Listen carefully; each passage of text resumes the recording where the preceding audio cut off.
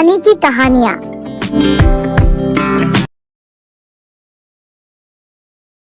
क्यों करते हैं गया में पिंडदान?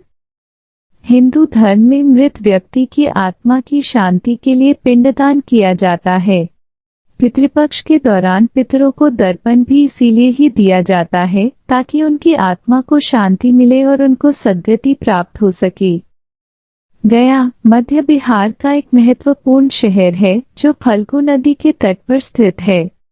गया को ज्ञान एवं मोक्ष की भूमि कहा जाता है। हर साल लाखों की संख्या में लोग अपने पितरों की मुक्ति और मोक्ष की कामना के लिए गया में पिंडदान करते हैं।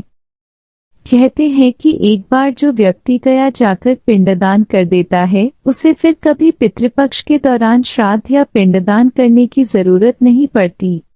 अधिकतर लोगों की यह चाहत होती है कि मृत्यु के बाद उनका पिंडदान गया में ही हो जाए। यह मान्यता है कि गया में श्राद्ध करवाने से व्यक्ति की आत्मा को निश्चित तौर पर शांति मिलती है।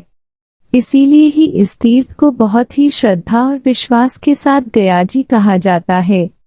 इस तीर्थ स्थान के पीछे की कथा भी काफी रोचक और पौराणिक है। ब्रह्मा जी जब सृष्टि की रचना कर रहे थे उस दौरान उनसे असुर कुल में गया नामक एक असुर की रचना हो गई। गया असुरों के संतान रूप में पैदा नहीं हुआ था, इसीलिए उसमें असुरी प्रवृत्ति नहीं थी। वह देवताओं का सम्मान और आराधना करता था, लेकिन उसके मन में एक खटका हमेशा लगा रहता था। वह सोचा करता था कि भले ही वो संत प्रवृत्ति का है, लेकिन असुर कुल में पैदा होने के कारण उसे कभी सम्मान नहीं मिलेगा। इसीलिए उसने सोचा क्यों ना अच्छे कर्म करके इतना पुण्य अर्जित किया जाए ताकि उसे स्वर्ग मिले। गयासुर ने कठोर तप से भगवान श्री विष्णु जी को प्रसन्न कर लिया। भगवान ने वरदान मांगने को कहा तो गयासुर ने कहा कि हे भगवान, आप मेरे शरीर में वास करें। जो भी मुझे देखे उसके सारे पाप नष्ट हो जाए, वह जीव पुण्य आत्मा हो जाए और उसे स्वर्ग में स्थान मिले। भगवान विष्णु ने प्रसन्न होकर उसे ऐसा ही वरदान दिया। भगवान से वरदान पाकर गयासुर घूम घूम कर लोगों के पाप दूर करने लगा। जो भी उसे देख लेता उसके पाप नष्ट हो जाते और वह स्वर्ग का अधिकारी हो जाता। इससे यमराज की व्यवस्था गड़बड़ा गई। कोई घोर पापी भी कभी गयासुर के दर्शन कर लेता तो उसके पाप नष्ट हो जाते। यमराज उसे नर्क भेजने की तैयारी करते तो वह गयासुर के दर्शन के प्रभाव से स्वर्ग मांगने लगता। यमराज को हिसाब रखने में भी संकट हो गया था।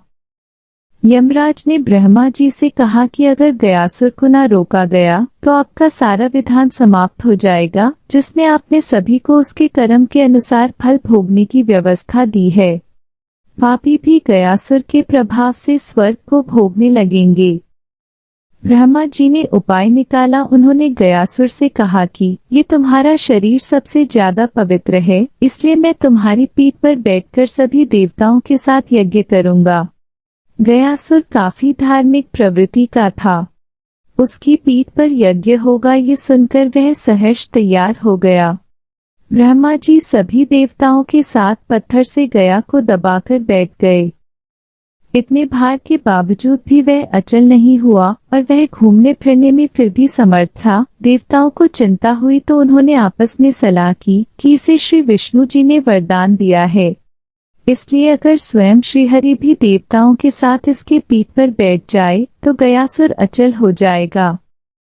सभी ने विष्णु जी से प्रार्थना की श्रीहरि भी उसके शरीर पर आकर बैठ जाए।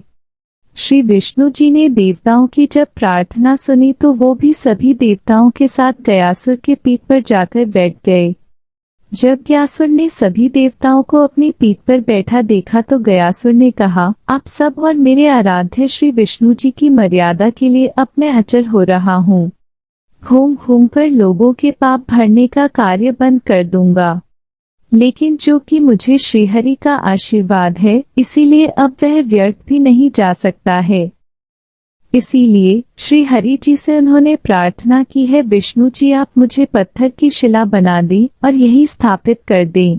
श्रीहरि उसकी इस भावना से बड़े खुश हुए और उन्होंने कहा, गया, अगर तुम्हारी कोई और इच्छा हो तो वह भी मुझसे वरदान के रूप में तुम मांग लो। गयासुर ने कहा, हे नारायण, मेरी इच्छा है कि आप सभी देवताओं के साथ अप्रत्यक्ष रूप से इस शिला पर विराजमान रहे हैं और यह स्थान मृत्यु के बाद किए जाने वाले धार्मिक अनुष्ठानों के लिए तीर्थ स्थल बन जाए। श्री विष्णु जी ने कहा, गयासुर, तुम धन्य हो, तुमने लोगों की जीवित अवस्था में भी कल्याण का वरदान मांगा, मृत्यु के बाद भी मृतात्माओं की कल्याण के लिए वरदान मांग रहे हो। तुम्हारी इस कल्याणकारी भावना से हम सब बंध गए हैं। भगवान ने आशीर्वाद दिया कि जहाँ गया स्थापित हुआ है वहाँ पितरों के श्राद्ध तर्पण आदि करने से मृत आत्माओं को पीड़ा से मुक्ति मिलेगी। उस क्षेत्र का नाम गयासुर के अर्थ भाग गया नाम से तीर्थ रूप में विख्यात हो गया। इस तीर्थ से समस्त मानव जाति का कल्याण होता है। साथ ही वहां भगवान श्री विष्णु जी ने अपने पैर का निशान स्थापित किया, जो आज भी वहां मंदिर के रूप में दर्शनीय है। गया विधि के अनुसार फल्गु नदी के तट पर विष्णुपद मंदिर में अक्षय वट के नीचे यह श्राद्ध कार्य किया जाता है, जिस स्थान पर गयासुर पत्थर की शिला के रूप में स्थापित हो गया। वह स्थान आज बिहार के गया में है और जहां श्राद्ध करने से पितरों का कल्याण होता है। बोलो श्री हरि विष्णु की जय। आपको हमारी ये कहानी कैसी लगी कमेंट करके जरूर बताएं और ऐसी ही रोचक कहानियों के लिए हमारे चैनल को सब्सक्राइब करें।